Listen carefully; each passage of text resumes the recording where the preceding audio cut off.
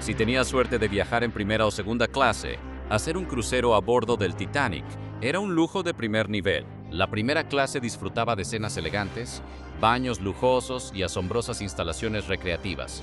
Antes de que un iceberg pusiera un trágico final, el Titanic representaba la cima de un crucero de lujo por el océano, aunque las prácticas higiénicas y los recursos dependían de la clase social. Hoy vamos a explorar la higiene en el transatlántico más famoso del mundo, el RMS Titanic. Aclaremos un poco las cosas antes de que este barco se hunda.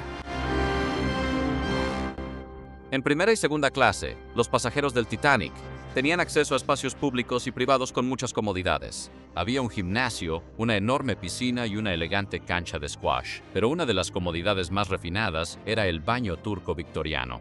Aunque usarlo requería una tarifa adicional, seguía siendo popular como un salón de masajes caro para los ricos.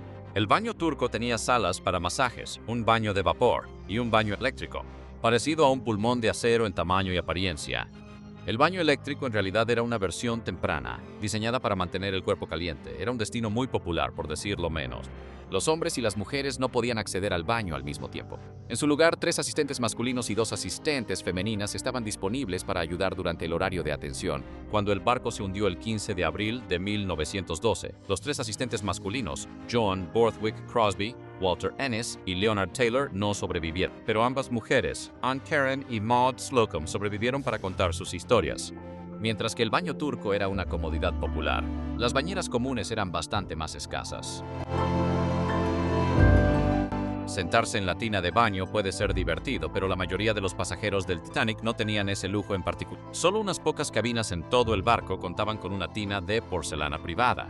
Un baño fresco y relajante podía ser tuyo, suponiendo que tuviera suficiente riqueza y estatus. El capitán Edward Smith disfrutaba de su propia tina en la comodidad de su cabina personal. Lo mismo hacían muchos de los pasajeros de primera clase que ocupaban las suites con varios dormitorios en la cubierta B. El presidente de la White Star Line, J. Bruce Ismay, ocupó una de las elegantes suites como es bien sabido.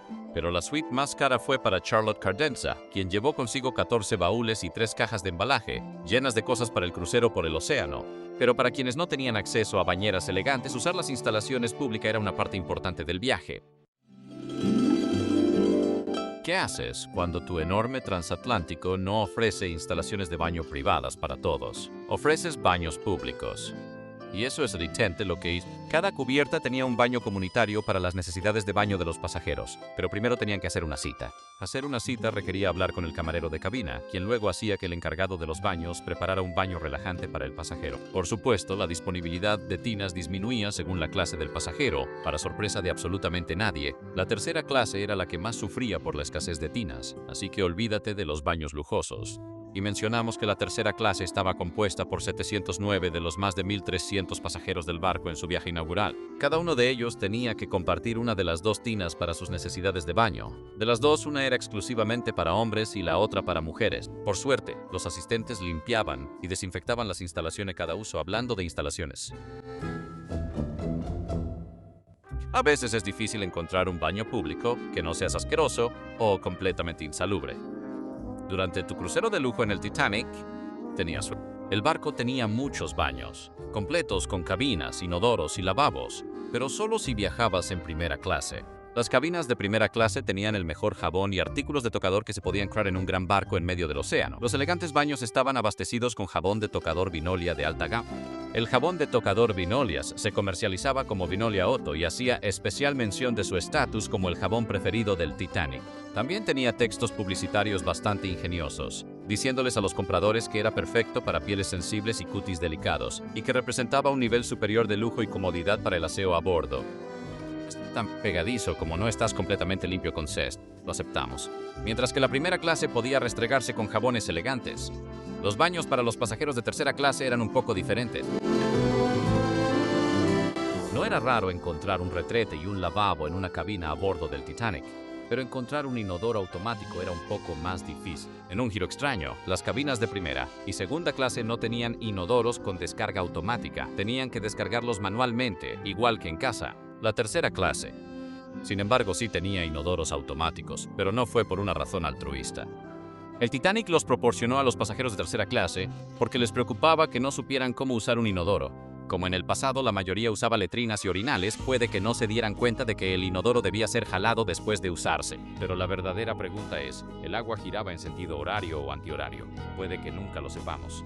La tercera clase incluso tenía una instructora de baños, quien ayudaba a enseñarles cómo usar correctamente las instalaciones. Lamentablemente ella se hundió con el barco esa noche fatídica. Normalmente los procedimientos para abordar un barco son bastante sencillos, pero en el Titanic, los pasajeros de tercera clase tenían que someterse a una inspección médica antes de abordar el barco. La idea era prevenir que los piojos, enfermedades, se propagaran entre los pasajeros del barco.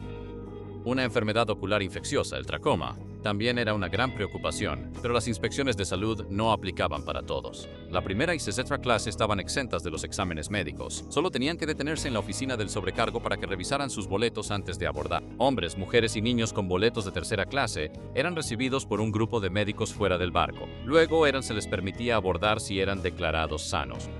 Si estaban limpios y sanos, que les permitía abordar el barco. El Titanic contaba con un equipo médico experimentado y dedicado, con un hospital y medicamentos disponibles para pasajeros del barco. Hablando de ese hospital, las regulaciones británicas de la época requerían que el Titanic tuviera cierta cantidad de suministros médicos antes de salir del puerto.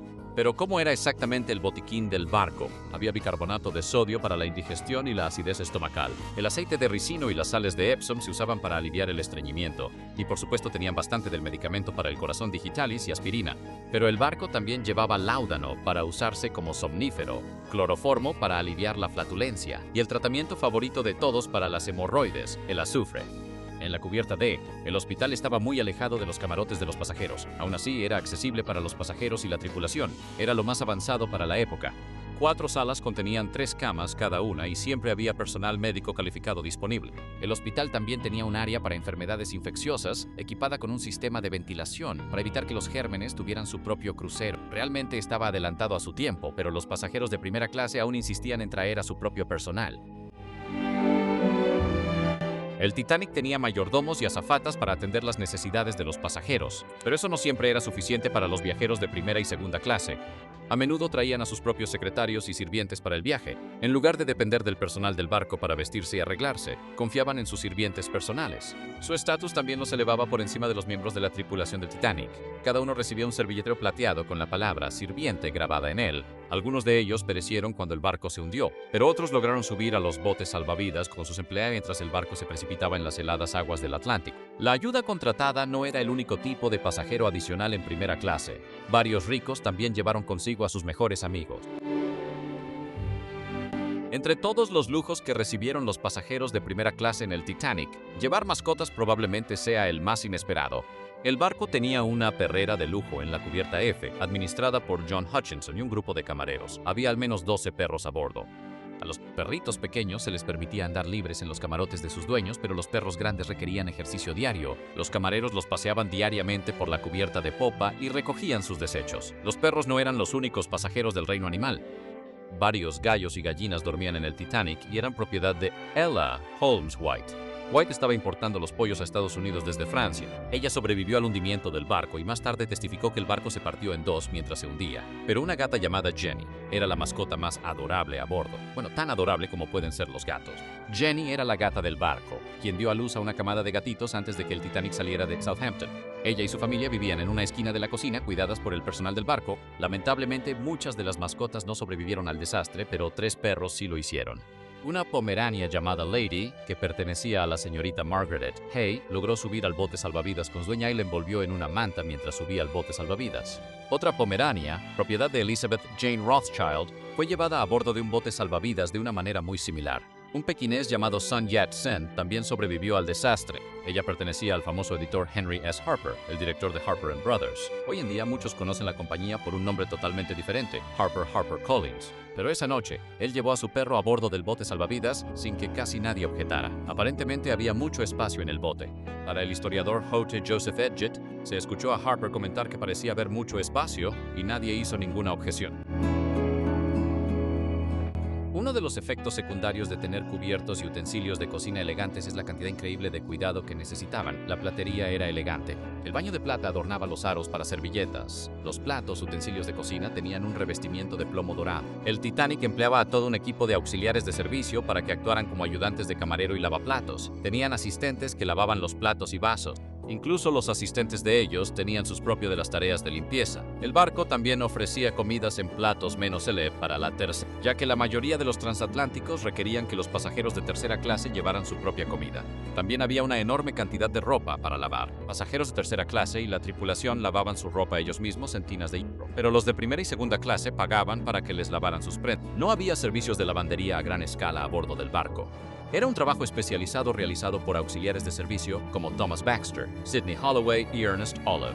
Mantenían los armarios de ropa de cama completamente abastecidos y cambiaban la ropa de cama de primera clase todos los días. La ropa de cama y las toallas sucias se limpiaban con vapor y se embolsaban una vez que el barco llegara a su destino. Era una práctica estándar en ese momento mantener todo limpio para la gran cantidad de pasajeros a bordo.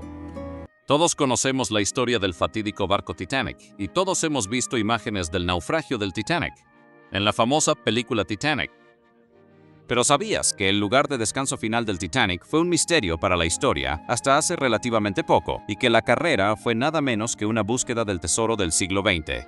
Bueno, hoy vamos a recordar cómo se descubrió que el Titanic durante la misión secreta de la Guerra Fría. Listos para la última revisión en busca de icebergs. Y vamos a zarpar. No, ahí hay uno justo enfrente.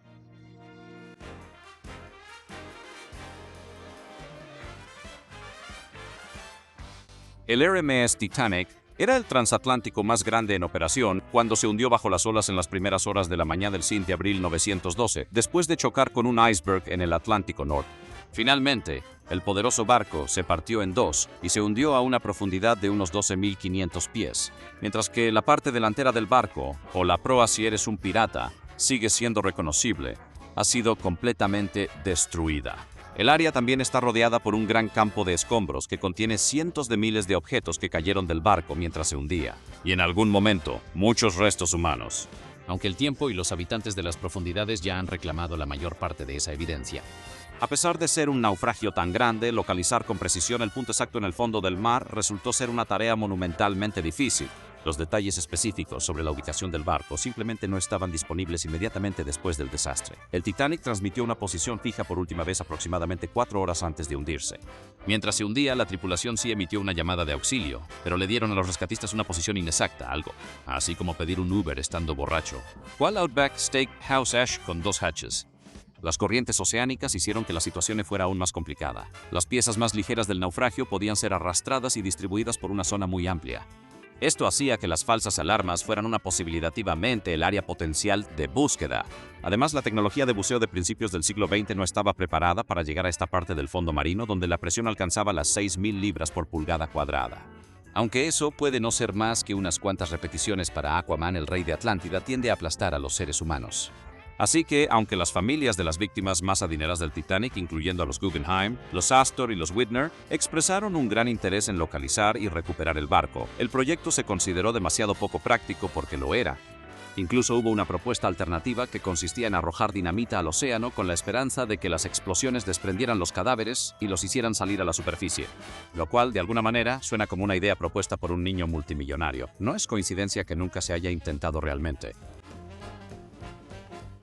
En la década de 1900, un trabajador textil inglés, apropiadamente llamado Douglas Woolley, propuso usar un sumergible de aguas profundas para encontrar el Titanic y luego colocar globos inflables de nylon en el casco para sacarlo a la superficie. Woolley soñaba con llevar el Titanic a Liverpool, Inglaterra, y crear un museo flotante. Incluso fundó la compañía de salvamento del Titanic para gestionar el proyecto. Finalmente, Woolley se vio obligado a abandonar la idea, ya que no pudo averiguar cómo inflar los globos de nylon en el fondo del mar con tanta presión encima de ellos. Según algunas estimaciones, tomaría 10 años generar suficiente gas para que los globos se inflaran por completo. Según nuestra opinión, desde el principio sonaba como un plan de Nathan for You. Para la década de 1970, la compañía Walt Disney y National Geographic también consideraron una posible expedición usando el sumergible de aluminio Illuminaut, pero los costosos planes fueron abandonados. En la novela de 1976 del autor Clive Cussler, el futuro personaje de McConaughey, Dirk Pitt, repara los agujeros en el casco del Titanic bajo el agua, luego llena el naufragio de aire comprimido y lo hace emerger como un submarino. Por supuesto, ahora sabemos que esto no sería posible porque el Titanic se partió en varios pedazos, pero no se le puede culpar a Cussler, por eso él nombró a su héroe Dirk Pitt. Fue en esta época cuando el oceanógrafo Robert Ballard se interesó por primera vez en el Titanic. Durante los años 70, Ballard ganó cierta notoriedad por su trabajo como geólogo marino, mapeando el Golfo de Maine y explorando la dorsal mesoatlántica en su sumergible Alvin. Simón y Teodoro se perdieron trágicamente en el mar. En 1977, Ballard y Alvin avistaron por primera vez de la que se tiene registros respiraderos hidrotermales profundas de las Islas Galápagos, junto con comunidades biológicas circundantes formadas por quimiosíntesis. En ese momento, a Ballard se le encendió un foco bioluminiscente y se dio cuenta de que podía usar las mismas técnicas para localizar el Titanic.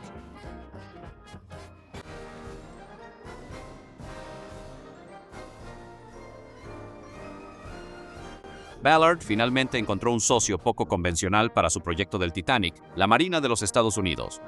El ejército no estaba particularmente interesado en el Titanic en sí, pero imaginaba otro posible uso para la tecnología de Ballard: recuperar submarinos perdidos. Dos submarinos de propulsión nuclear, el USS Scorpion en el Atlántico Norte Thresher en la década de 1960, ambos vehículos tenían tecnología de punta y sistemas de armas a bordo. Pero para la década de 1980 el ejército estaba principalmente preocupado por el material radiactivo y su posible impacto ambiental. También esperaban averiguar qué había causado que los dos submarinos se hundieran, y si había sido obra de los rusos o no. Aún así, no querían hacer pública de dos submarinos nucleares perdidos, especialmente con todo el asunto de la Guerra Fría en curso. Y la expedición propuesta por Ballard para buscar los restos del Titanic, que presentó a la Marina en 1982, resultó ser la tapadera ideal. La operación se mantuvo en absoluto secreto, e incluso Ballard fue puesto en servicio activo como oficial naval durante la misión. Seguro que le habría encantado presumir de ello ante sus amigos. Pero lo siento, Ballard no puede hacer eso por todo eso de que era... El trabajo comenzó en el verano de 1984 con Ballard y su equipo localizando y fotografiando los restos del Thresher utilizando su sumergible robótico el Argo.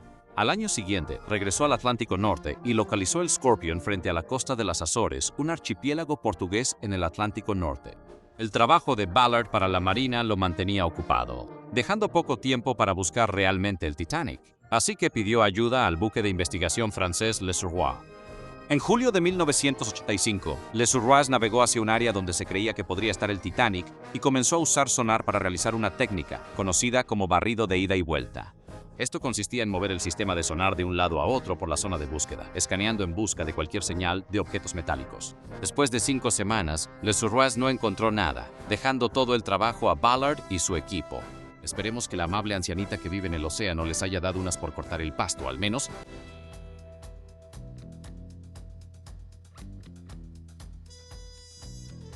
Después de completar sus misiones con el Thresher y el Scorpion, Ballard solo tenía 12 días para buscar el Titanic.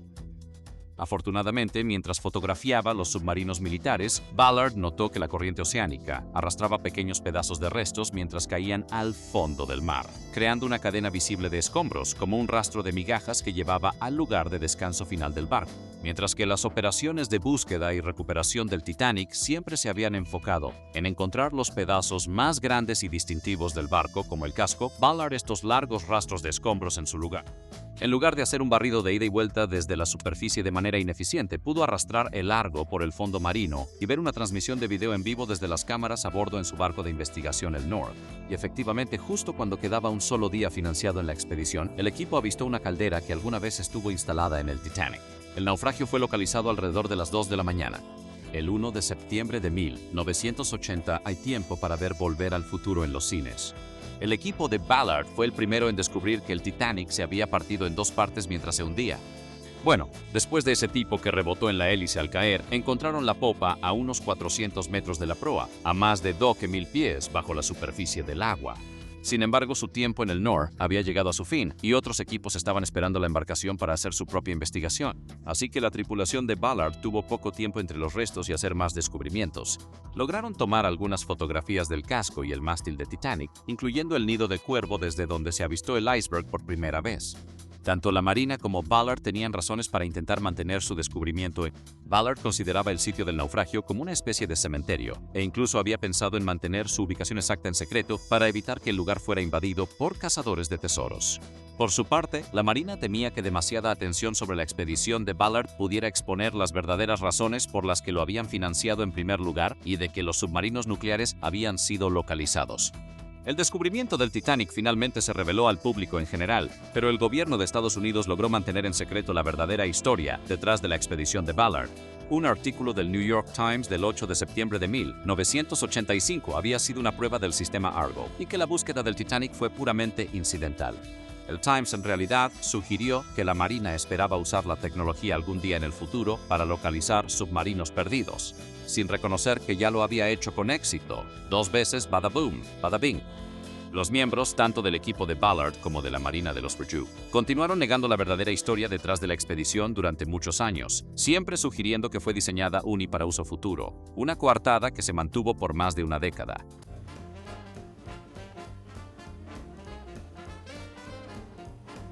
Ballard regresó al sitio de los restos una vez más al año siguiente a bordo del Atlantis II.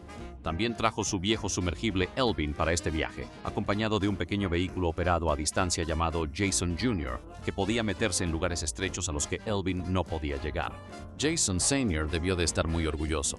Este viaje produjo un registro fotográfico mucho más detallado del Titanic, que Ballard publicó en el libro de 1980 y El descubrimiento del Titanic, explorando el más grande de todos los barcos perdidos. Siguiendo su filosofía personal, Ballard nunca retiró personalmente ningún artefacto del área.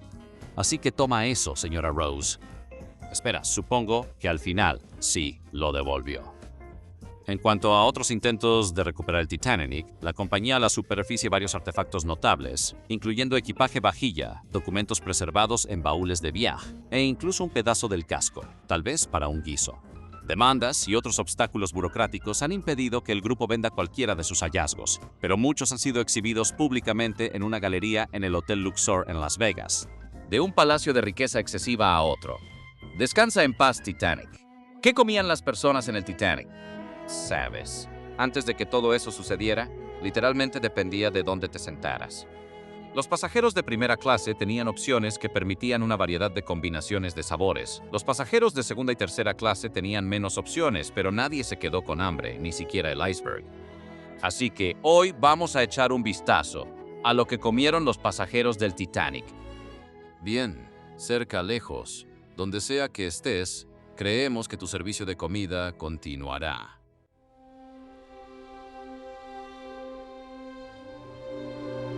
Había mucho helado en el Titanic, 1200 cuartos de galón para ser exactos. Vaya, realmente fue el barco más grandioso jamás construido, pero el tipo de helado variaba según la clase social. Después de la cena, a los pasajeros de primera clase se les servía helado francés como postre, mientras que a los de segunda clase se les daba helado americano. El helado francés se consideraba mejor porque se hacía con huevo, lo que lo hacía más rico y pesado, más parecido a una natilla. Los postres elaborados en primera clase, como el helado francés, estaban supervisados por Adolph Mattman, quien figuraba entre la tripulación como hielero. No debe confundirse con el personaje de Top Gun, al menos hasta donde sabemos.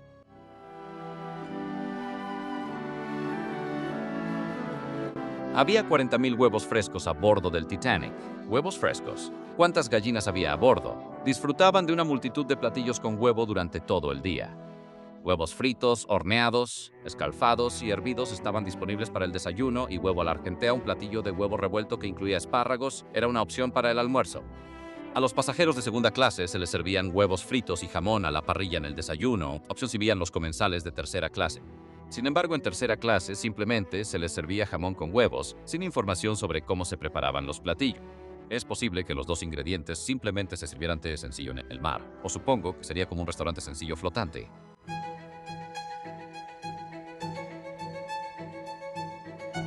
Pescado fresco, salado y seco, constituía 15,000 libras del total de los alimentos en el Titanic. Arenque, salmón, rodaballo, eglefino y anchoa se servían todos en primer. Los pasajeros más refinados de los más refinados podían desayunar salmón ahumado junto con arenque fresco y eglef. Finan. Eso sí es demostrarle al océano quién manda.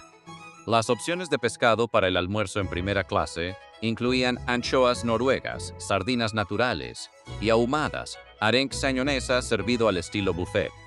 Los arenques en escabeche, también conocidos como arenques apaleados o desempleados, se preparaban remojando el pescado en vino o vinagre antes de cocinarlo y se servían fríos. Mientras tanto, el salmón con mayonesa es básicamente lo que su nombre Al final del día, los pasajeros de primero y salsa muselina, que es similar a la salsa holandesa. Todo esto como uno de los primeros platos de la cena. Camarones y ostras también estaban disponibles en primera clase. En segunda clase se servían pescados, tipo Yarmouth, que son un tipo de arenque ahumado en frío, tanto en el desayuno como en la cena. Para la cena, los pasajeros de segunda clase podían disfrutar horneado en una salsa fuerte hecha de azúcar morena, cebolla, puré de tomate mostaza, chile picante y salsa Worcestershire. Los pasajeros de tercera clase tenían una opción de pescado al día y cualquiera que se quejara al respecto presumiblemente era arrojado por la borda.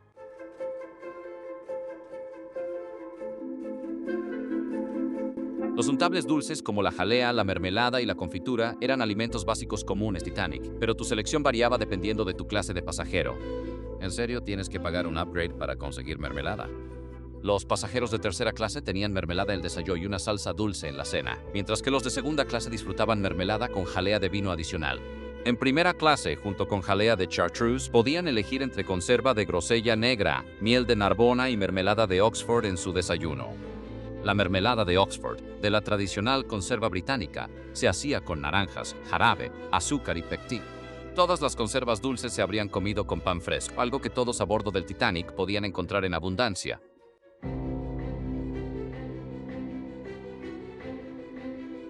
Había 10.000 libras de cereal a bordo del Titanic. Wheat and Crunch. Para el desayuno en tercera clase, eso a avena se usaba para hacer gachas, y la papilla de la noche podía haberse hecho de cualquier grano como centeno, trigo, arroz o avena. Otros serían maíz usado en pan y trigo, sarraceno convertido en tortitas. Avena Quaker estaba disponible en el desayuno de primera clase en el Titanic, junto con arroz inflado, otro producto hecho por la compañía Quaker Oats. Quaker realmente quería estar desde el principio en el Titanic. Por cierto, Walter Donald Douglas, cuyo padre era dueño de un molino de cereales en Iowa, que después se convirtió en parte de Quaker Oats, estaba a bordo del Titanic y era ejecutivo en la compañía. Douglas murió en el Titanic después de ver a su esposa y a su doncella subir a un bote salvavidas. Según se informa, él se negó a unirse a ellas, afirmando que abandonar el barco antes de que todas las mujeres y los niños lo haría menos hombre. Por supuesto, acababa de estar encerrado con ellas durante 5 días, tal vez solo necesitaba un descanso. Douglas fue interpretado por el actor Desmond Robert, de 158/905 Titanic, llamada Una noche para recordar. Sin embargo, no apareció en la película de James Cameron.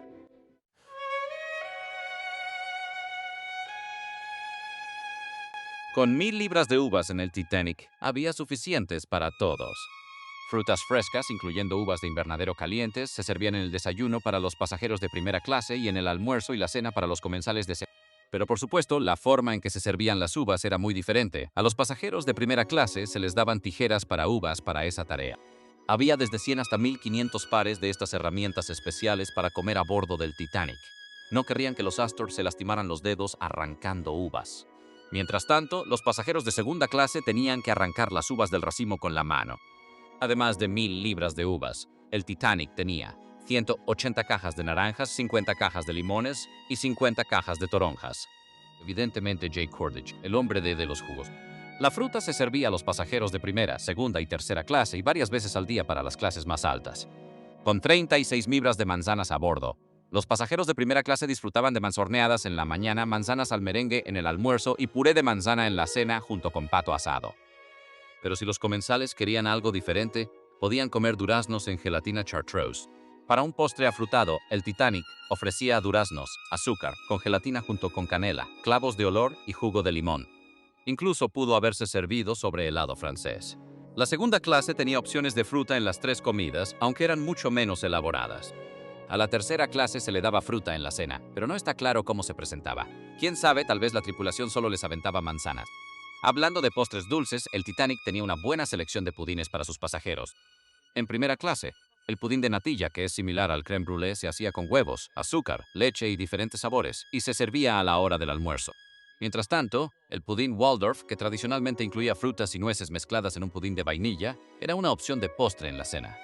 La segunda clase recibía pudín de tapioca en el almuerzo y pudín de ciruela en la cena, bien tenía que conformarse solo con el pudín de ciruela. Pero siendo justos, uno nunca se conforma realmente con el pudín. El pudín siempre es bienvenido.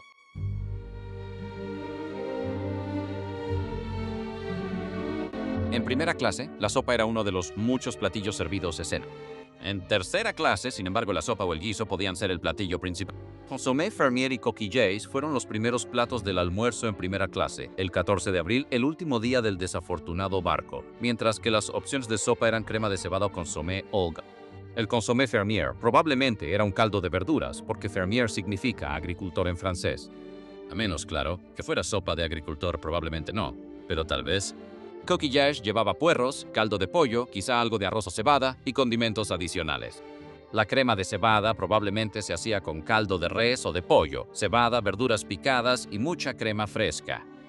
Consommé Olga era una opción algo más ligera, hecha con caldo de res, puré de tomate, verduras y carne de res. A los pasajeros sopa de chícharos en el almuerzo, y es que en tercera clase comían sopa de arroz supplies. ¿Acaso la sopa de arroz no es solo arroz mojado? ¿Dónde está tu imaginación, Chef Titanic?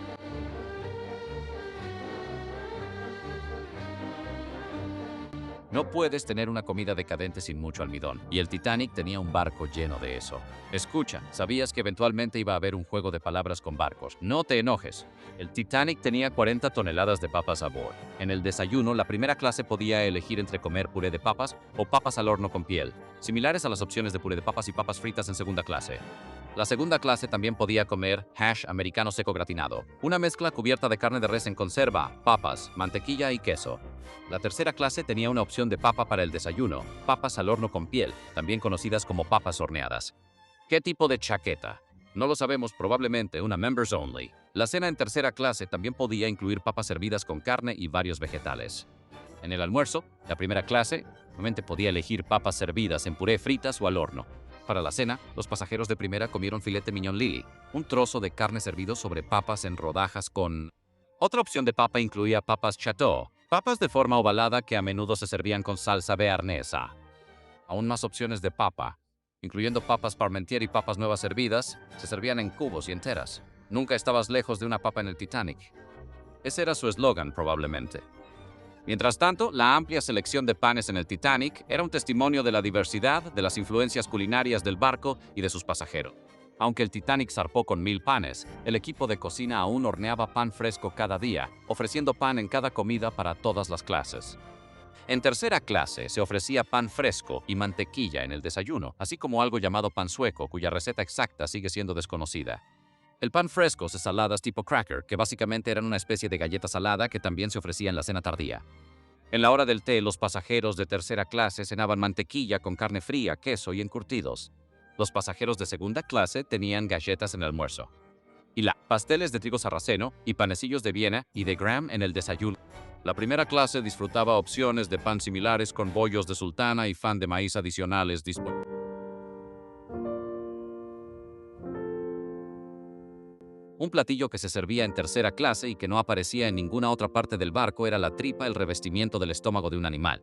Aunque normalmente este platillo se hierve en el Titanic, se freía y se servía con cebollas para darte un aliento con ese aroma rústico a fábrica de salchichas. Mientras tanto, en primera clase se servían tanto cordero como carnero en el desayuno. Los comensales de primera clase de carnero, asadas a la parrilla, al gusto en el desayuno y el almuerzo. Una cena de cordero con salsa de menta se sirvió a los pasajeros de primera y segunda clase el 14 de abril, horas antes de que el barco chocara contra el iceberg. A los pasajeros de tercera clase no se les daba cordero ni carnero en ningún momento del día. No puede servir cordero en la clase baja. ¿Qué pensaría la reina? En total había 75,000 libras de carne fresca en el Titanic. Eso significaba muchos cortes de res. En primera clase, los pasajeros tenían varias opciones en cada comida, incluyendo filete mignon y solomillo de res. Para el almuerzo, los pasajeros de primera clase podían disfrutar de roast beef o carne de res especiada con carnes frías y bistecs de solomillo a la carta ofrecidos en la... En segunda clase, se servía roast beef con lengua de res y salchicha en el almuerzo. Nada como carne acompañada de más carne, excepto quizá un poco más de carne al lado. Pero en tercera clase, la única opción de carne de res era roast beef con salsa marrón. Carne, papas, sopa, verduras y un buen pudín de ciruela habrían sido más que suficientes, si no es que extravagantes. Otras carnes en primera clase incluían riñones, que se servía de no menos de 4 formas diferentes. Se sirvieron 7,500 libras de jamón y tocino y 25,000 libras de aves de corral en el barco, incluyendo carne en conserva, pollo y pavo como opciones populares de comida en segunda clase. El Titanic también llevaba carne kosher para sus comensales. Tal vez deberían haber dejado algo de esa carne y traído más cortes de res. Habrían hecho una balsa bastante buena. El RMS Titanic Es probablemente el barco más famoso que haya navegado, aunque obviamente no por la mejor razón. Así que en 2012, cuando el multimillonario australiano Clive Palmer dijo que iba a construir un Titanic, mucha gente pensó que estaba loco. ¿Qué pasó con esta secuela audaz pero innecesaria? Bueno, hoy vamos a sumergirnos en algunos datos curiosos sobre el Titanic 2. Bien, todos a bordo si se atreven.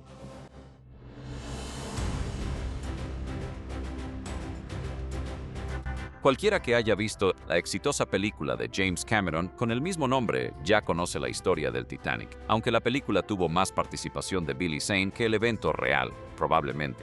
Pero por si perdiste el segundo VHS de la caja, aquí tienes un resumen rápido. Es Titanic crucero operado por la White Star Line, anunciado como absolutamente positivamente. 110% insumergible. Así que cuando se hundió en el Atlántico Norte el 15 de abril de 1912 después de chocar con un iceberg, todos se sorprendieron bastante. Por lo menos eso fue publicidad engañosa. Más del 68% de los pasajeros murieron, convirtiéndolo en uno de los hundimientos más mortales de su época. Después de eso, el nombre Titanic se volvería sinónimo de prácticamente cualquier cosa condenada por su propia arrogancia, hasta que Cameron lanzó su película, haciendo que el nombre fuera sinónimo de éxito en taquilla y Billy Zane. Pero ¿por qué alguien querría recrear el trágico barco? Y más importante aún, ¿quién se atrevería a hacer el viaje? Los marineros no son precisamente ajenos a las supersticiones, así que nombrar a tu barco Titanic 2 sería considerado en el mejor de los casos de mala suerte.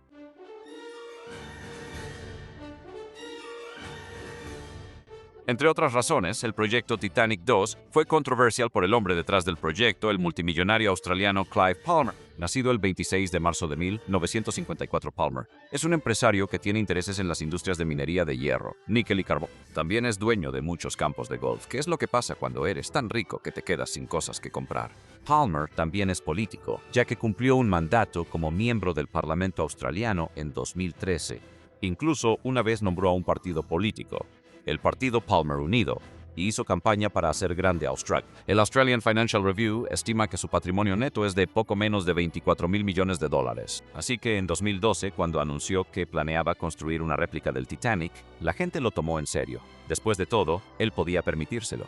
Además, Palmer había sido considerado durante mucho tiempo una figura excéntrica con gusto por los trucos publicitarios. Por ejemplo, alrededor de la misma época anunció que estaba construyendo un parque de diversiones temático de dinosaurios en Queensland, que los abogados de Steven Spielberg llamarían una copia de Jurassic Park. Lo llamó Palmersaurus. No es una broma. Palmersaurus todavía existe, aunque es conocido por ofrecer una experiencia menos que satisfactoria. A diferencia de John Hammond, Clive Palmer sí escatimó en todos los gastos.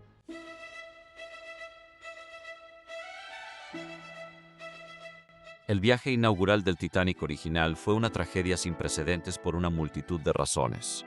Defectos de diseño, protocolos de seguridad inadecuados, error humano y demasiados empleados tratando de echar un vistazo a Kate Winslet mientras la dibujaban como una de las chicas francesas de Leo.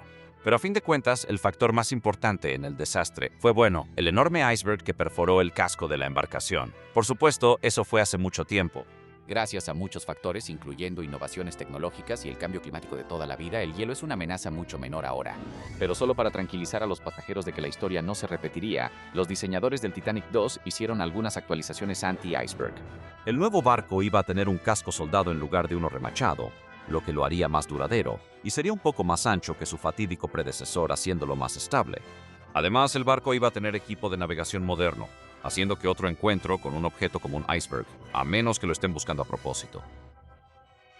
Aparte del iceberg, el mayor culpable de la pérdida de vidas durante el hundimiento del Titanic fue la falta de suficientes botes salvavidas para todos a bordo, un descuido que se convirtió en uno de los ejemplos más infames de la arrogancia del barco. Pero según las personas detrás del Titanic 2, aunque se promocionó como una réplica del original, las medidas de seguridad serían muy diferentes. Entre otras cosas, habrían incluido muchos más botes salvavidas. Son los pequeños detalles. Finalmente, como un homenaje a la White Star Line original, Palmer decidió nombrar a la compañía que operaría el posible Titanic 2 como Blue Star Line. Si es una buena idea nombrar a tu compañía, igual que la que llevó a 1,500 personas a una tumba acuática, sin duda es una pregunta interesante, pero no para el creador de Palmersaurus.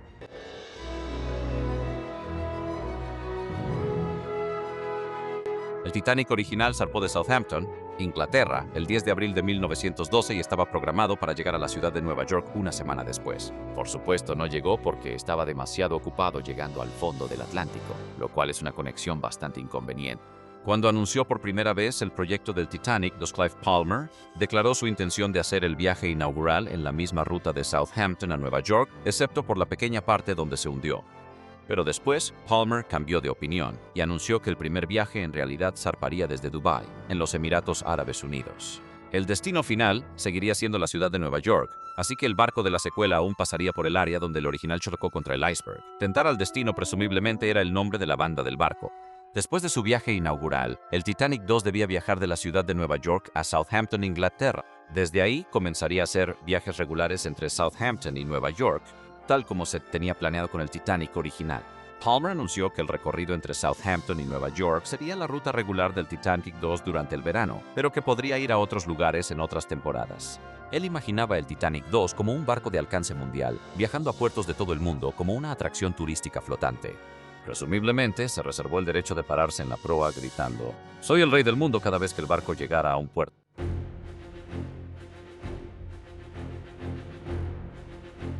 Si recuerdas la película o has visto algunos episodios raros sobre la historia del Titanic, sabes que el Titanic original estaba dividido por clases y el estatus social afectaba significativamente el alojamiento de los pasajeros en el barco. El Titanic 2 también habría estado dividido en los de primera, segunda y tercera clase, y las literas estaban pensadas para ser auténticas. Eso significaba espacios reducidos, pero precios bajos para los de tercera clase, leyes de elegancia extrema para los de primera. No se sabe si planeaban encerrar a los pasajeros de tercera clase bajo cubierta para que los que gastaban más pudieran llegar primero a los botes salvavidas en caso de emergencia, pero imaginamos que eso está reflejado en el descuento. Aunque se hicieron muchas afirmaciones tentadoras, los detalles exactos de la experiencia Blue Star nunca se anunciaron por completo, algo así como el Firefest de las líneas de cruceros. Sin embargo, parece posible que el diseño del Titanic 2 no iba a ser lo único que se replicara del pasado. Un video promocional muestra tanto a la tripulación como de manera extraña, a los pasajeros vestidos con disfraces de época, fieles a principios del siglo XX, lo que sugiere que el viaje habría sido una especie de evento de rol en vivo o fiesta de cosplay, como uno de esos pueblos pioneros donde todos fingen estar atrapados en el pasado. Blue Star también afirmó que contaría con todos los mismos restaurantes y comedores que el lujoso transatlántico original. Esos restaurantes replicarían cuidadosamente la experiencia gastronómica en alta mar de 1912 con decoración antigua y un menú a juego. Otras comodidades a bordo habrían incluido saunas, albercas y un baño turco. Oye, nadie se baña como los turcos.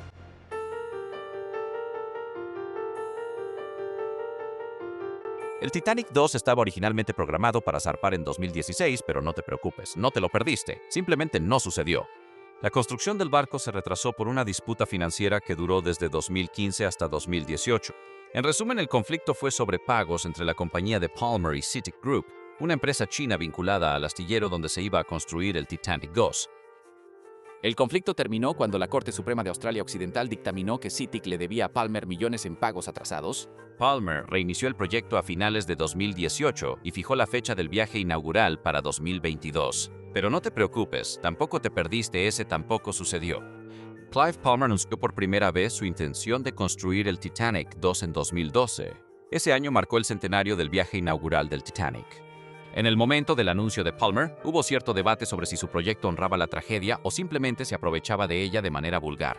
Pero todo ese debate parece irrelevante ahora que el proyecto ha sido discretamente abandonado.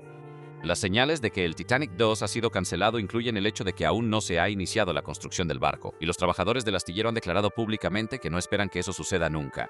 Además, la marca Blue Star Line fue oficialmente abandonada en 2015 y los registros públicos de una de las empresas de Palmer revelan que se ha gastado poco o nada de dinero en el proyecto desde 2016. Y aunque Blue Star sí publicó un anuncio confirmando que el proyecto seguía en marcha en 2018, su sitio web oficial no se ha actualizado desde 2014. Supongo que es cierto lo que dicen. La secuela nunca es tan buena como el original.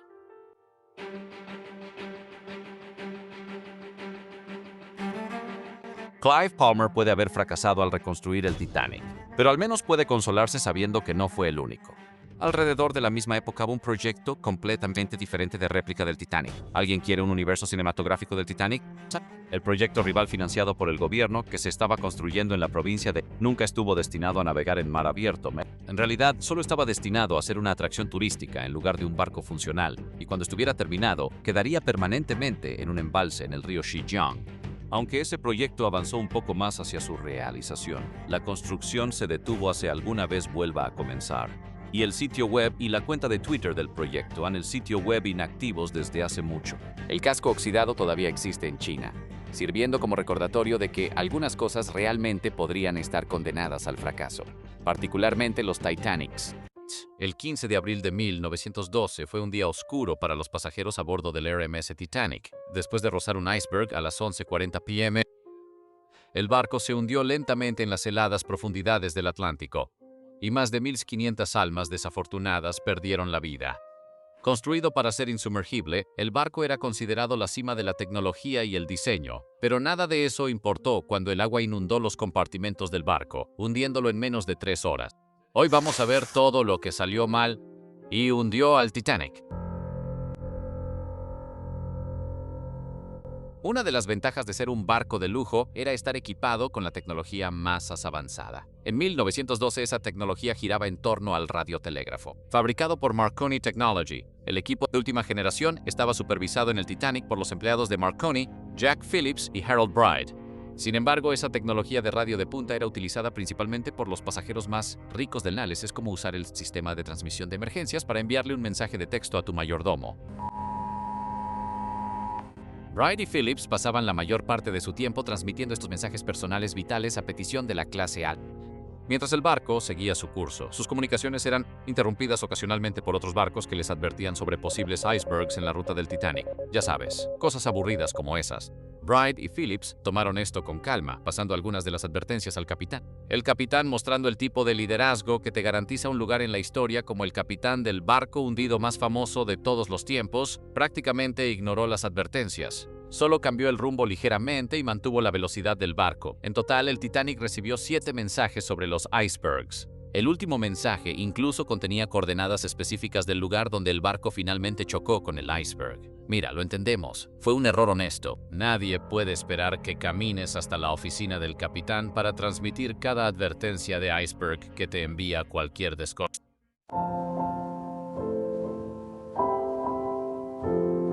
El barco comenzó a transmitir señales de auxilio media hora después de chocar con el iceberg. La señal Marconi en el barco era tan potente que llegó a muchos otros barcos e incluso a algunas zonas en tierra, pero solo había una línea, lo que limitaba la comunicación.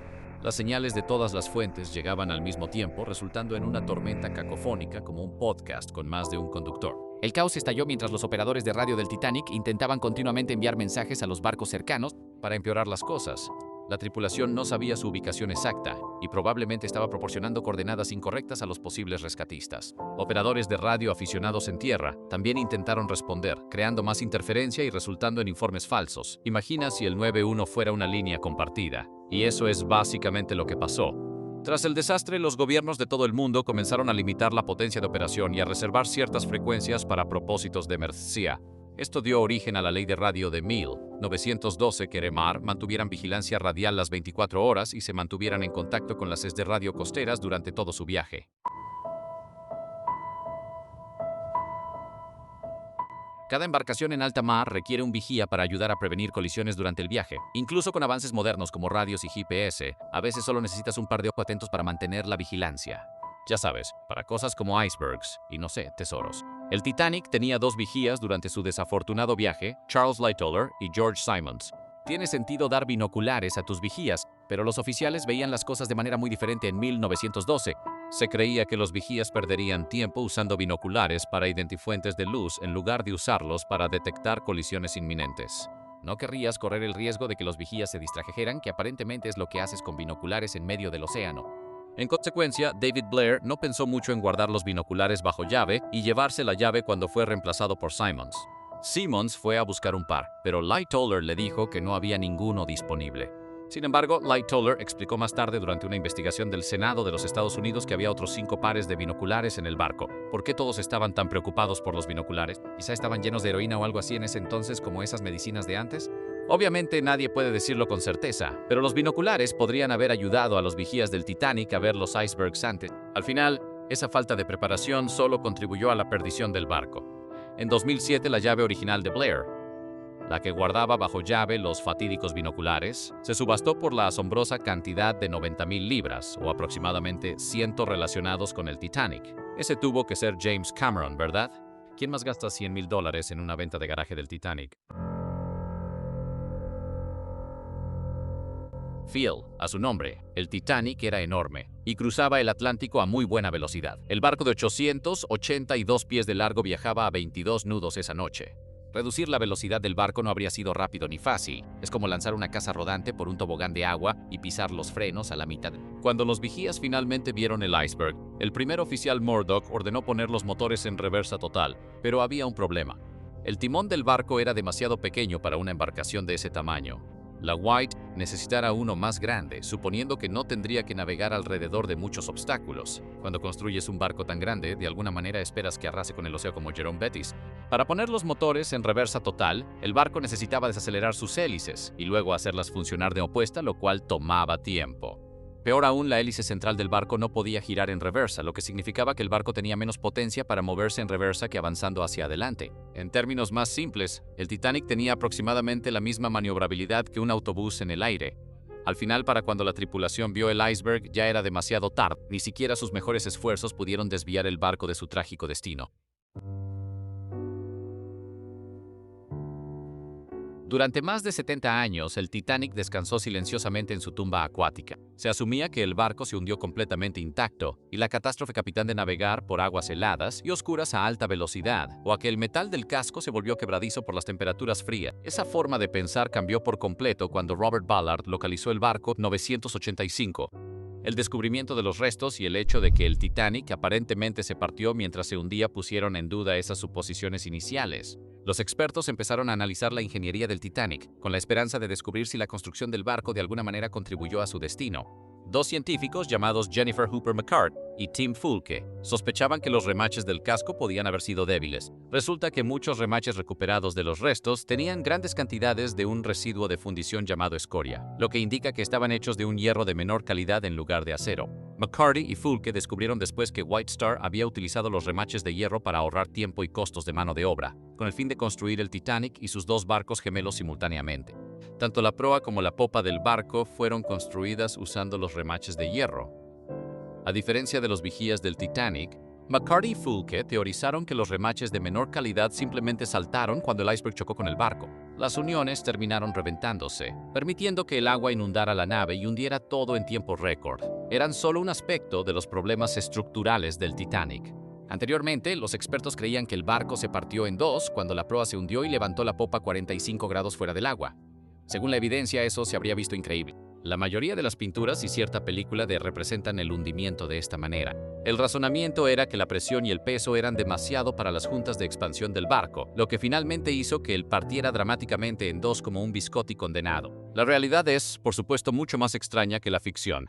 Dos investigadores que estudiaban los restos descubrieron el punto exacto donde el casco se partió y se rompió en dos. El arquitecto naval Roger Long explicaba que el ángulo de la popa no era de 45 grados en absoluto. En cambio, era más probable que fuera de alrededor de 11 grados mientras el barco se hundía. Saber que las juntas de expansión fallaron a un ángulo tan bajo significaba que el barco podría haberse partido en situaciones mucho más comunes también. Por ejemplo, una tormenta severa podría haber partido al Titanic tan rápido como lo hizo el iceberg.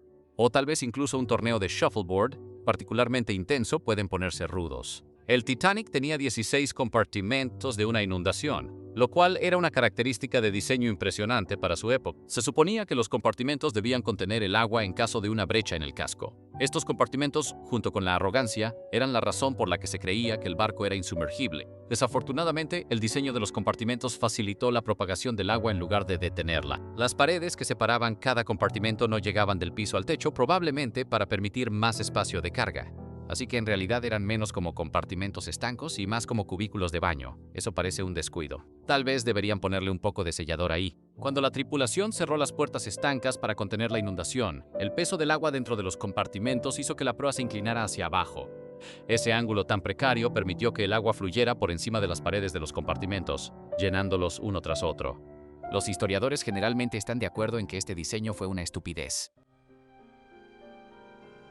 Varias cosas tuvieron que alinearse perfectamente para poner un enorme iceberg en el camino del Titanic esa noche. A medida que los icebergs se mueven de Groenlandia al Atlántico, a menudo se derriten antes de llegar al océano. Solo alrededor del 2% icebergs llegan tan lejos y ese viaje puede tomar varios años. Pero en 1912 el clima estaba un poco raro. Los registros de la época señalan una cantidad inusual de icebergs que llegaron intactos al Atlántico Norte ese año. Se ha culpado a los inviernos suaves. Tal vez el clima extraño hizo que las corrientes fueran más fuertes, empujando finalmente los icebergs más lejos. Otros investigadores creen que las mareas altas de ese año permitieron que los bergs flotaran hacia el océano. Tal vez todos se estaban reuniendo para Coachella.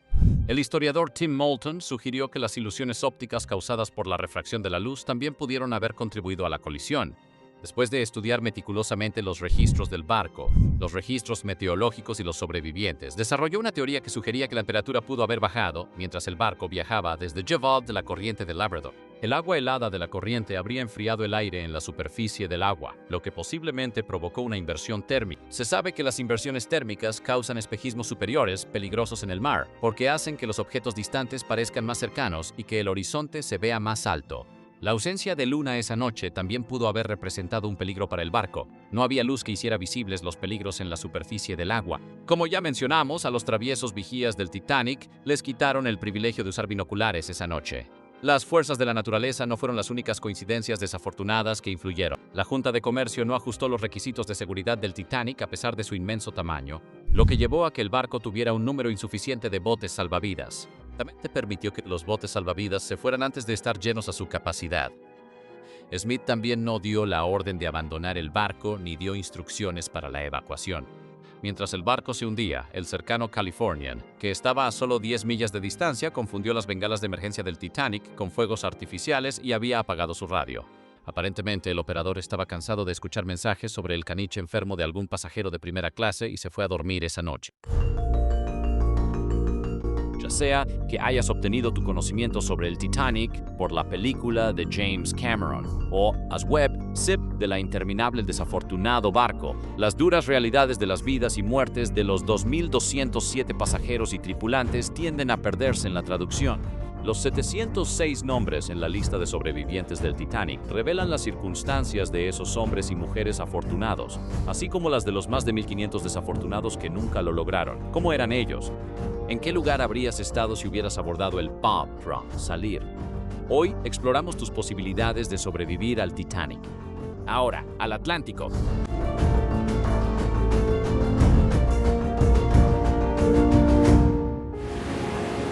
Ser un niño viajando en primera clase en el Titanic habría sido un verdadero lujo.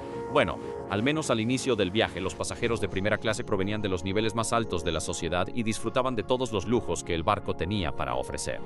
Los niños de 2 a 17 años viajaban no solo con sus familias, sino también con sus asistentes privados e incluso con sus perros. Desafortunadamente para los asistentes y los perros, las comodidades de primera clase variaban, pero los pasajeros de primera clase podían ir al gimnasio, jugar squashy, ir al algo en uno de los cafés e incluso bajar unas cuantas libras en la sauna. Los niños habrían pasado el viaje haciendo lo típico de los niños, jugando, explorando y por supuesto subiendo y bajando, corriendo la gran escalera de primera clase, tus posibilidades de sobrevivir. El 48% de los niños en el Titanic sobrevivieron al viaje, pero entre los niños de primera clase estuvo más cerca del 100%. Había 6 niños de primera clase a bordo, y todos fueron salvados, aunque una fuente indica que pudo haber habido un niño de primera clase que no logró salir del barco. Los niños de segunda clase, desde Alden Gates Caldwell, de 10 meses, hasta Violet Mellinger, de 13 años, provenían de familias de clase media y pasaron su tiempo a bordo del Titanic en un entorno más modesto. Los hijos de maestros, clérigos y otros profesionales no tenían tanto espacio para correr, pero podían comer comidas de 3 tiempos con cierto estilo. A los pasajeros de segunda clase se les dieron alojamientos que se parecían a los estándares de primera clase en otros barcos. Sin embargo, los niños de segunda clase representaban parte de la diversidad y los desafíos sociales que enfrentaba la clase media. Por ejemplo, Michel Navratil secuestró a sus 2 hijos y los metió de contrabando en el Titanic. Joseph LaRoche, el único hombre negro a bordo, sus 2 hijos y su esposa embarazada, abordaron el Titanic después de enterarse de que no podría cenar con sus hijos si tomaban otro barco. Tus posibilidades de sobrevivir. Todos los niños de segunda clase en el Titanic, 24 en total. El niño más pequeño tenía 7 meses y se llamaba Viljoiana Tenía. 10 meses y se llamaba Barbara Joyce West. Tanto la madre de Viljo como la de Barbara también sobrevivieron, pero el padre de Barbara, Edwin Arthur West, falleció en el viaje.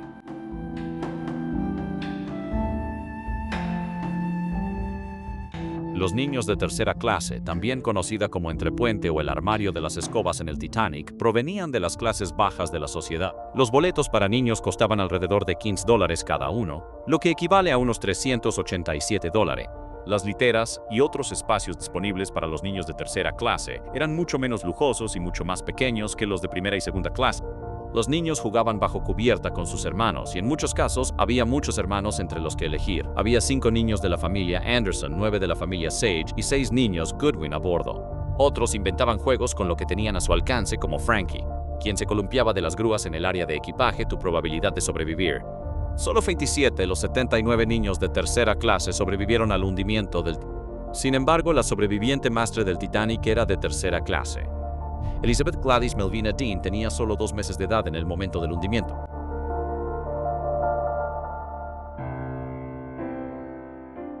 Todos los privilegios glamorosos a bordo del Titanic habrían sido un poco abrumadores, especialmente considerando lo raro que era que la condición de mujer incluyera beneficios en esos días. Mujeres de familias de clase alta como Madeleine Talmadge Astor, quien recientemente se casó con el millonario John Jacob Astor IV, y la modelo y actriz Dorothy Gibson disfrutaban de comidas de 10 en los jardines de té y la biblioteca disponibles para ellas. La mayoría de las mujeres que viajaban en primera clase tenían asistentes con ellas lo que significaba que un buen número de mujeres de clase baja viajaba junto con los estratos de clase alta. La moda en primera clase es élite del resto de las personas en el barco. Las mujeres usaban sombreros y guantes durante el día, y por la noche vestían los mejores vestidos de gala de la época. Lo de mujeres y niños primero sí se cumplió en su mayoría en el Titanic. Una de las únicas dificultades que experimentaron las mujeres de primera clase fue la incapacidad de obtener información clara sobre lo que realmente estaba sucediendo. El objetivo principal entre los miembros de la tripulación era mantener a los pasajeros de primera clase lo más tranquilos en un barco que se estaba hundiendo, lo que naturalmente significaba controlar el flujo de información. Después de que el barco chocó contra el iceberg, Juan Jacobo Astor fue a ver qué estaba pasando y tras recibir información de la tripulación, le aseguró a su esposa que no era nada serio. Madeleine Astor sí sobrevivió al hundimiento del Titanic, al igual que su hijo no nacido y el 90% de las mujeres de primera clase. De hecho, solo 4 de las 144 mujeres de primera clase en el Titanic fallecieron. Las mujeres de segunda clase, muchas de ellas esposas e hijas de banqueros, burócratas y otros profesionales de clase media, disfrutaban de habitaciones y comedores decorados caoba, cortinas de seda y tapicería ornamentada en el Titanic. Entre estas mujeres estaba Maria Corey, quien viajaba de regreso a Estados Unidos desde la India, donde su esposo trabajaba para los británicos. Sylvia Caldwell regresaba a Estados Unidos para visitar a su familia después de haber pasado un tiempo en Siam, ahora Tailandia. Con su esposo, varias mujeres de segunda clase viajaban solas o con amigas. Clara Anna Cameron y su amiga Nellie Walcroft se encontraron a bordo del Titanic después de que su viaje en otro barco fuera interrumpido por una huelga de mineros del carbón. Otras viajaban bajo circunstancias más clandestinas. Kate Phillips y su jefe casado, Enrique Morley, por ejemplo, tenían un romance. Phillips viajaba bajo un alias, y se cree que ella y Morley concibieron un hijo mientras estaban a bordo. Tus posibilidades de sobrevivir. De las 93 mujeres en segunda clase a bordo del Titanic, 80 sobrevivieron. La tasa de supervivencia se les dio prioridad a las mujeres para abordar los botes salvavidas. Sin embargo, en total, solo el 42% de los pasajeros de segunda clase sobrevivieron. Muchas de las mujeres en tercera clase a bordo del Titanic eran inmigrantes a Estados Unidos en busca de una vida mejor, a menudo casadas y llevando consigo a familias numerosas para reunirse con esposos que ya estaban en Estados Unidos. Pasaban su tiempo en literas ocupadas por 2 a 6 personas. Mujeres como Margaret Mannion no estaban casadas, sino que iban en camino para reunirse con hermanos u otros familiares que ya habían llegado a Estados Unidos. Atrapados en espacios reducidos mientras los ricos paseaban por bibliotecas y gimnasios, los pasajeros de tercera clase creaban lazos y entablaban nuevas amistades. Sarah Ruff, por ejemplo, una costurera que viajaba para encontrarse con su prometido en Nueva York, pasaba el tiempo con Emily Badman, quien iba a Nueva York. Tus posibilidades de sobrevivir. Las mujeres en tercera clase no sobrevivieron en porcentajes tan altos que sus contrapartes de primera y segunda clase. Había 166 mujeres sobrevivieron. Eso es una tasa de 10%, principalmente debido a la geografía de la pobreza. Otra razón escalofriante para el alto número de muertes fue que muchas de las puertas que separaban la parte tercera clase del barco, destinadas a evitar la propagación de enfermedades, permanecieron cerradas después de que el Titanic chocó contra el iceberg.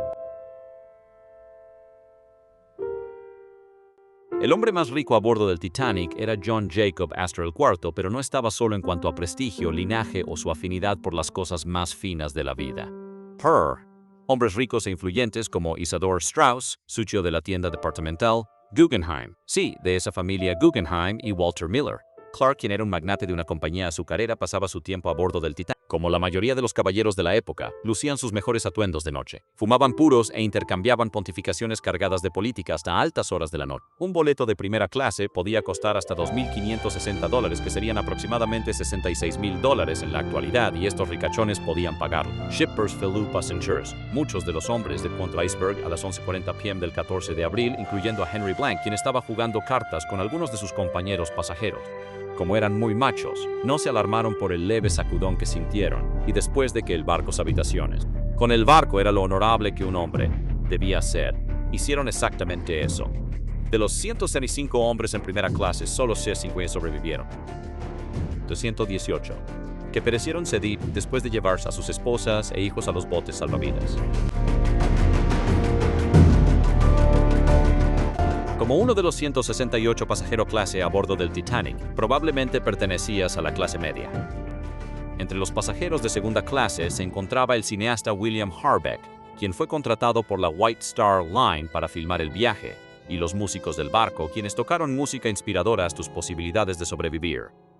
Los hombres de segunda clase a bordo del Titanic tuvieron la tasa de supervivencia más baja. Solo 14 hombres de segunda clase lograron sobrevivir a la tragedia.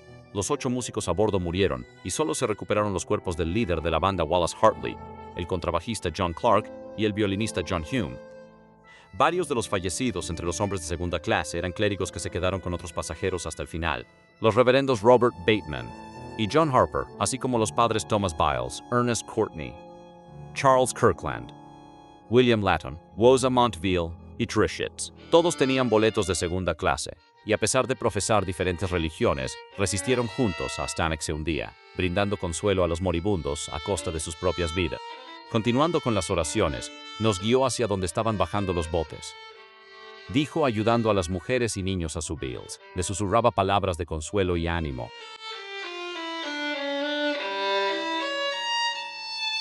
El pasajero de tercera clase, Farid Hussein Qasim en el Titanic, estaba con su pariente Nasif Qasim Abi al-Munah, quien ya se había convertido en un comerciante exitoso en Estados Unidos.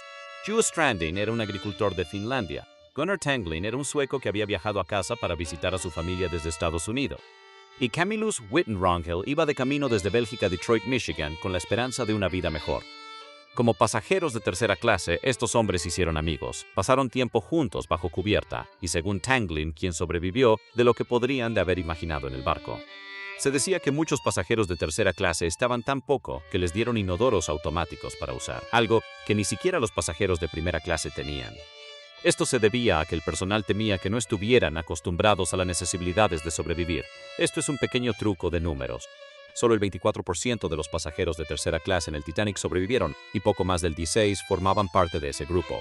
Había 462 hombres, entre solo 75 lograron salir. La asombrosa pérdida de vidas entre los pasajeros de tercera clase se ha atribuido a su ubicación en el barco, pero los relatos tienden a diferir sobre si los pasajeros de tercera clase pudieron llegar o no a los botes salvavidas. Un pasajero de tercera clase, Daniel Buckley, sobrevivió, y más tarde testigó y les prohibió a los pasajeros de tercera clase entrar a las cubiertas de primera clase. Tuvieron las mismas de subir a los botes salvavidas. Ruth Boker y Mabel Martin trabajaban en uno de los restaurantes del Titanic. Ambas mujeres eran solteras y trabajaron en hostales antes de comenzar sus carreras mar. Otras miembros femeninas de la tripulación, como las camareras Mabel Bennett y la encargada de baños Slocum, eran mujeres de familias numerosas. Bennett era una de 10 hijos y pero vivía con su hermana antes de trabajar en el Titanic.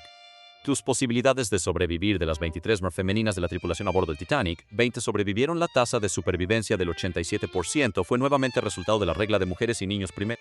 Una sobreviviente, Violet Jessup, era camarera a bordo del barco y ayudó a pasajeros y tripulaciones antes de abordar uno ella misma. Una vez que estuvo a bordo del bote salvavidas número 16, cuidó de un bebé hasta que pudo encontrar a la madre del niño.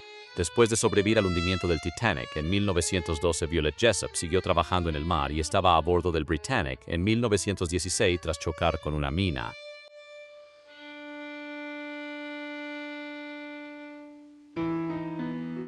Los miembros masculinos de la tripulación a bordo del Titanic trabajaban como médicos, carpinteros electricistas y limpiadores de ventanas. El oficial del barco Titanic, el capitán Edward, en el mar y estaba en la cama en el momento del choque con el iceberg. Hombres como el fogonero George Cubierta y estaban de servicio cuando el barco comenzó a hundirse. Como era tarde en la noche, Harold Bright estaba en la cama, pero su compañero oficial de comunicaciones, John Jack George Phillips, estaba de servicio. Bright apenas había terminado su entrenamiento en telegrafía inalámbrica el año anterior, pero Phillips había estado trabajando en el mar desde 1906. Tus posibilidades de sobrevivir no son buenas. Solo 192 de los 800 de la tripulación en el Titanic sobrevivieron. De los oficiales del barco, el capitán Smith y sus primer, segundo y sexto oficiales, Henry Wilde y James Moody, todos murieron. Ambos médicos del barco murieron, al igual que los 25 ingenieros, 6 ingenieros eléctricos, 10 electricistas, 2 caldereros, un plomero, su asistente y varios fogoneros y recortadores de carbón. Tanto Phillips como Bright lograron salir del Titanic. Permanecieron a bordo el mayor tiempo posible, transmitiendo hasta que el agua los obligó a salir de la sala de radio. Pero Phillips no sobrevivió la noche en el agua. Como pueden ver, cuando determinamos la base para la supervivencia en el Titanic, la clase social es mucho menos importante que el sexo o la edad. La mayor parte de la diferencia en las tasas de supervivencia al género. El 44% de los pasajeros de primera clase eran mujeres, mientras que solo el 23%.